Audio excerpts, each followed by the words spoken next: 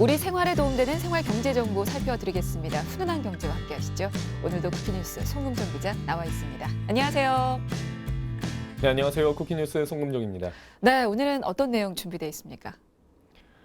정부는 지난 12월 16일이죠. 주택시장 안정화를 위해서 투기지역과 투기과열지구의 시가 15억 원 초과 아파트에 대해서 주택 구입용 주택담보대출을 전면 금지하고 9억 원 이상 주택담보대출 담보 인정 비율을 현행 40%에서 20%로 축소한다고 발표했습니다.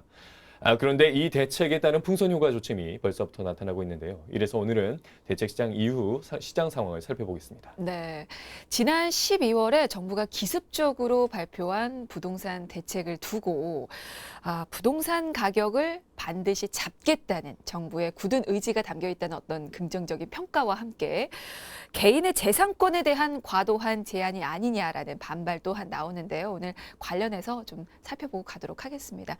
자, 일단은 발표 내용부터 좀 요약을 해볼까요?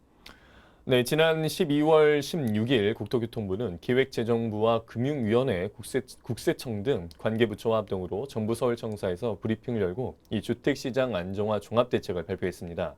먼저 전세자금 대출로 주택을 구매하는 편법을 막기 위해서 앞으로 2주택자, 고가주택 매수자의 전세자금 대출을 회수하고 이 주택 임대업 외에 법인 사업자에 대해서는 투기과열지구까지 대출을 금지하기로 했습니다.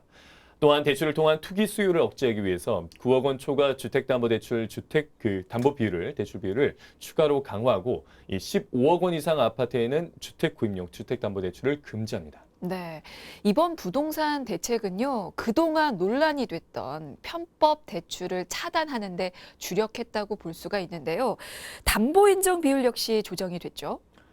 네, 가계와 개인 사업자, 법인 등 모든 차주의 투기지역, 투기과열지구 주택담보대출에 시가 9억 원 기준으로 주택가격 구간별 LTV 규제 비율을 차등 적용키로 했습니다. 이 9억 원 이하 주택에는 종전처럼 LTV 40%를 적용하고요. 9억 원 초과분에 대해서는 20%를 적용키로 했습니다. 네, 전세 대출을 이용한 갭 투자를 막기 위해서 또 주택담보대출의 실수요 요건도 강화가 됐다고요. 네, 고가주택 기준은 공시가격 9억 원에서 시가 9억 원으로 변경이 됐고 이 투기지역과 투기과열지구에서는 1주택 세대의 주택 구입, 무주택 세대의 고가주택 구입에 1년 내 전입 처분 의무가 부여됩니다. 또 공시가격 현실화율도 강화해서 이 정부는 공동주택 시세 9억에서 15억 원은 70%, 15억에서 30억 원은 75%, 30억 원 이상은 80% 수준까지 반영한다는 방침을 밝혔습니다. 네, 그리고 또 그에 앞서서 종합부동산세 세율도 인상이 됐어요.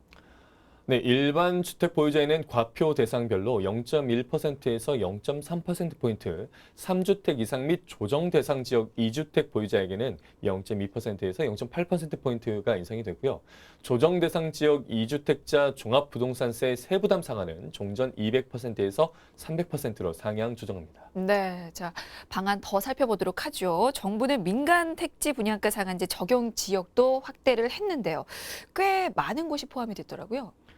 네, 서울 13개구 전 지역과 경기 3개시 과천, 하남, 광명 등 13개 동 정비사업 이슈가 있는 서울 5개구 37개 동을 추가 지정을 했습니다.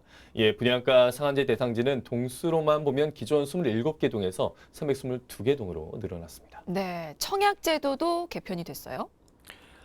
네, 평형과 관계없이 분양가 상한제 대상 주택이나 투기과열지구 내 주택에 당첨이 되면 10년간 조정 대상 지역에서 당첨되면 7년간 재당첨이 제한됩니다. 이 투기과열지구나 66제곱미터 이상 대규모 신도시에서는 이 청약 1순위 요건이 되는 거주기간이 1년에서 2년으로 늘어났습니다. 네, 자, 이렇게 대출부터 청약에 이르기까지 다양한 규제가 좀 포함이 돼 있습니다. 부동산 대책 발표 이후 시장 반응 살펴보기 전에 어떤 내용이 포함이 돼 있는지 좀 짤막하게 살펴봤고요. 그리고 사실 이번 대책에 따른 풍선 효과 조짐이 벌써부터 나타나고 있다고 하는데 그 내용도 좀 살펴보도록 하죠. 네, 시가 9억 원 이하 매물로 쏠림과 함께 한편에서는 현금 무자를 중심으로 15억 원 이상 알짜 매물 금매를 잡으려는 시도가 늘어나고 있는 모습이 현재 나타나고 있습니다. 한 보도에 따르면요, 이 서울 강동구 암사동의 한 아파트 전용 면적 59제곱미터는 8억 원대 중반 수준이던 호가가 부동산 대책 발표 이후에 9억 원 이상으로 수천만 원 취소받았습니다. 이 11월 8억 2천만 원에서 거래됐던 이 아파트는 12월 말 9억 2천만 원 이상으로 가격이 올랐습니다. 그러니까 9억 원 이하 매물을 찾는 사람들이 늘어나면서 또 가격이 크게 올랐군요. 네, 이번 규제로 9억 원 미만 매물들은 최대한 9억 원에 근접하는 수준으로 오를 것이라고 예상이 되고 있습니다. 이번 대책에는 투기 지역과 투기 과열 지구에서 주택담보대출의 담보 인정 비율을 시가 9억 원까지는 40%, 이 9억 원 초과 구간에서는 20%를 적용하는 내용이 포함되어 있는데요. 이전까지는 14억 원짜리 주택을 매입할 때 주택담보대출로 5억 6천만 원까지 빌릴 수 있었다면 23일부터는 4억 6천만 원만 빌릴 수 있습니다.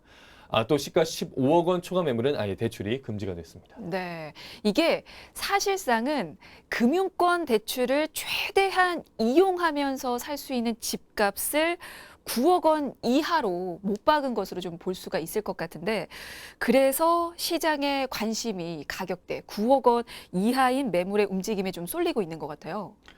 네, 서울 일부 지역에서는 기대감의 호가가 뛴 것도 나타났습니다. 이 서울 성북구의 한 단지 전용 84제곱미터 호가는 지난 16일 이후 2천만 원에서 4천만 원 뛰었는데요.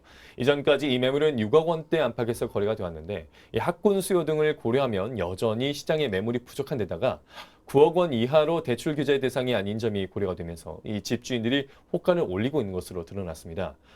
또 온라인에서도 9억 원 이하로 접근할 수 있는 서울과 경기 지역 주택에 대한 문의가 현재 이어지고 있습니다. 네, 최근에 부동산 시장이요, 이 저금리에 따른 풍부한 유동성으로 후끈 달아올랐는데 거기에 이렇게 정부의 대출 규제 대상에서도 피한 가격대라는 점이 또 호가를 올리지 않았나 생각이 되는데요. 또 어떤 움직임이 보이고 있습니까? 네, 또 강남이나 마포, 용산구 등지에서 15억 원 안팎의 매물을 노리던 수요가 12억 원에서 13억 원대 매물로 선회할 수 있다는 기대 또한 나오고 있습니다. 네, 또 10억 원 이상의 어떤 알짜 매물을 잡으려는 시도 역시 나타나고 있다고요? 네, 대출이 금지된 고가 매물을 담으려는 현금 부자들의 움직임도 눈에 띕니다. 이 강남구 압구정동의 한 아파트 같은 경우에는 이 매수와 매도 문의가 모두 늘어나고 있는 것으로 드러났는데요. 실제로 집을 팔아서 현금을 주고 있는 무주택자들의 문의가 많은 것으로 알려졌습니다. 네, 이래서 정말 집값 잡는 게 정말 어려운 것 같은데 정부의 예상과는 너무나 다른 모습이 지금 나타나고 있는 거잖아요. 네, 당장은 거래가 끊기면서 조정이 나타날 수도 있겠지만 이 9억 원 이하 매물이 몰린 서울 외곽 지역은 오히려 수요가 몰릴 수 있을 것으로 예상이 되고 있는데요. 강력하게 규제하면 시장 전반이 안 좋아지는 만큼 오히려 기대감이 있는 시장이라고 보이는 핵심 지역에 이 무리를 해서라도 더욱 집중하는 모습이 나타날 수 있을 것으로 이제 보이고 있습니다. 네. 자, 거기에 또 다른 상황도 좀 살펴보도록 하겠습니다. 정부가 연이어서 쏟아내고 있는 이 부동산 대책의 최종 피해자. 결국에는 전세입자라는 우려가 좀 나오고 있어요. 네, 15억 원을 넘으면 1주택 소유자도 세입자에게 임차 보증금을 내주기 위한 대출이 불가능한 것은 물론 이 2주택 이상을 보유하면 전세 대출을 즉시 회수한다는 대책이 나오자 벌써부터 세입자에게 연장 불가를 통보하는 사태가 벌어지고 있는데요. 이 보유세 인상과 대출 규제 강화로 실수요자의 주택 구입을 사실상 차단한 상황에서 이 전세입자의 입지가 더욱 좁아지고 있는 것입니다. 네. 그러면 전세 시장 상황이 더 안 좋아질 수도 있겠네요. 네, 특히 전세 물량이 넉넉하지 않은 상황에서 내년에 서울 입주 물량이 감소하고 이 재건축 및 재개발 이주 수요까지 겹칠 경우에 전세 시장은 최악의 상황으로 맞을 것으로 현재 예상되고 있습니다. 네, 그렇군요. 이게 실제로 전세에서 매매로 갈아타려는 실수요자들의 계약 포기 사례가 잇따르고 있다고 하던데요. 관련해서도 좀 보고 갈까요? 네, 부동산 업계에 따르면요, 12.16 대책으로 강남과 마포, 용산, 성동 등을 중심으로 이 전세에서 매매로 갈아타려는 실수요자들의 계약 포기 사례가 이어지고 있는 것으로 드러났습니다. 이들 지역의 주요 아파트 시세는 전용 84제곱미터 기준 대부분 9억 원을 훌쩍 넘기기 때문입니다. 네, 이렇게 내 집 마련의 꿈을 접고 계약을 포기하는 사례가 생기는데, 하지만 이게 전세 시장 상황 또한 녹록지 않은 것 같아요. 네, 그래서 전문가들은 실수요자의 주택 매입을 사실상 차단한 이번 대책이 이미 불안한 좀 서울 전세값을 더 부추길 것이라고 입을 모으고 있습니다. 이미 지난 11월이죠. 서울 전세 수급 지수는 150.7로 올 들어 최고치를 기록했기 때문입니다. 이번 종합부동산 대책이 발표되기 전부터 이 서울 전세 수요가 치솟았던 상황인가요? 네, 전세 수급 지수가 150을 넘어선 것은 지난 2017년 6월 이후 처음인 일입니다. 이 전세 수급 지수가 100을 넘어설수록 전세 수요가 공급보다 많다는 것을 의미하는데요. 올해 초까지만 해도 전세 수급 지수는 88.2에 불과했는데 이후 크게 올라간 것입니다. 네, 이렇게 전세 수요가 넘쳐나다 보니까 서울 전셋값 상승세도 두드러질 수밖에 없을 것 같아요. 네, 한국감정원에 따르면요. 서울 아파트 전세값은 지난 11월만 해도 0.41% 올라서 2015년 12월 이후에 4년 만에 가장 많이 뛰었습니다. 또 사실상 이사 비수기인 겨울철에 접어들었지만 이 서울 전세금 상승세가 지속되고 있는데요. 전문가들은 최근 정부가 발표한 이 12.16 대책이 빚내서 집 사지 말라는 정책이고 단기적으로 효과를 거둘 가능성이 큰 만큼 서울 전세 수요가 늘면서 이 전세금이 더 오를 가능성이 있다고 우려하고 있습니다. 네. 그리고 서울 전세금이 이렇게 들썩인 데에는 다른 요인도 작용을 하는 것 같은데요. 지금 정부가 민간 택지 분양가 상한제를 도입한 영향도 좀 있을 것 같은데 어떻습니까? 네, 맞습니다. 전세에 남아있으면서 로또 청약에 도전하려는 수요가 늘었기 때문인데요. 실제로 서울 전세금은 민간 택지 분양가 상한제와 공론화된 7월 이후에 급격히 상승했습니다. 네. 자, 이런 상황에서 이번에 종합부동산 대책이 발표가 되자 부동산 시장에서는 전세금이 이게 더 오를 거라는 우려가 또 나오더라고요. 네, 우선 대출 규제가 전세 수요를 더 늘릴 것으로 보이는데요. 대출 받기가 어려워지고 청약 기대감도 커진 만큼 이 전세에 머무는 수요가 더 많아질 것으로 현재 보이고 있습니다. 네. 그리고 여기에 공급 측면에 대한 우려도 또 동시에 나오고 있다고요. 네, 임대주택 공급자 역할을 하는 다주택자에 대한 규제가 많아지면서 이들이 내놓은 임대주택 물량이 줄어들 수밖에 없기 때문인데요. 또 문제는 내년부터 서울 입주 물량이 감소한다는 점입니다. 이 조사에 따르면 이 서울 아파트 입주 물량은 2020년 4만 1,923가구에서 2021년에는 2만 1,466가구로 급감합니다. 특히 강남구와 서초, 송파, 강동을 포함한 강남 4구는 2020년 1만 1,934가구에서 2021년에는 8,443가구로 감소합니다. 네, 이렇게 공급이 줄어들고 대출은 어려워지니까 전세금이 오를 수밖에 없고 부동산 시장이 또 술렁일 수밖에 없을 것 같은데 이번 대책을 두고 헌법 소원이 제기를 했다는 게 무슨 말인가요? 이게 무슨 소리죠? 네, 정희찬 변호사는 정부의 12.16 부동산 대책이 헌법상 행복 추구권과 평등권, 재산권 등을 침해한다며 헌법재판소에 헌법 소원을 냈습니다. 헌법 제23조는 모든 국민의 재산은 보장된다고 하고 있고 공공의 필요에 의한 재산권의 제한과 보상은 법률에 근거해야 하지만 이 부동산 대책은 법률에 근거한 것으로 여겨지지 않는다는 내용이 담긴 것으로 전해졌는데요.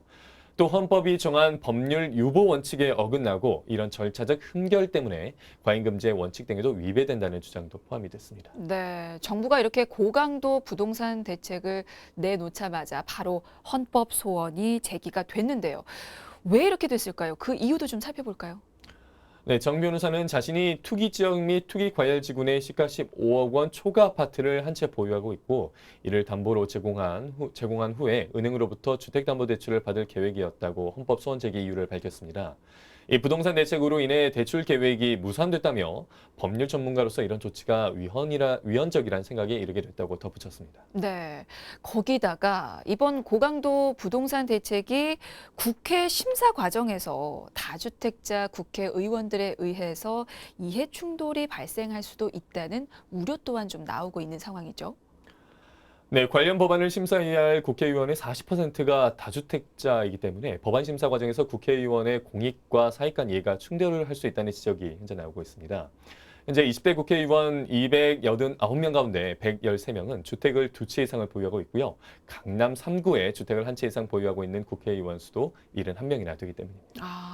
이번 고강도 부동산 대책을 다룰 국회의원들이 대다수 다주택자군요.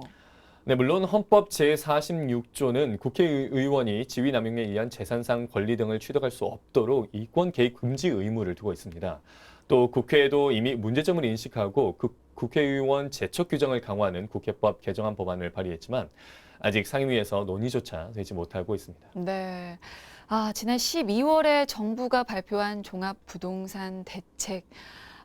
너무너무 시끄럽고 부동산 시장을 술렁이게 만드는데요. 사실은 법 개정이 이루어지지 않으면 이번 대책은 반쪽짜리가 될 수밖에 없습니다. 국회 상황, 시장 상황을 좀 더 모두 주시해봐야 될 필요가 있을 것 같아요. 자, 훈훈한 경제 오늘은 여기서 마치겠습니다. 지금까지 쿠키뉴스 송금종 기자였습니다. 고맙습니다. 고맙습니다.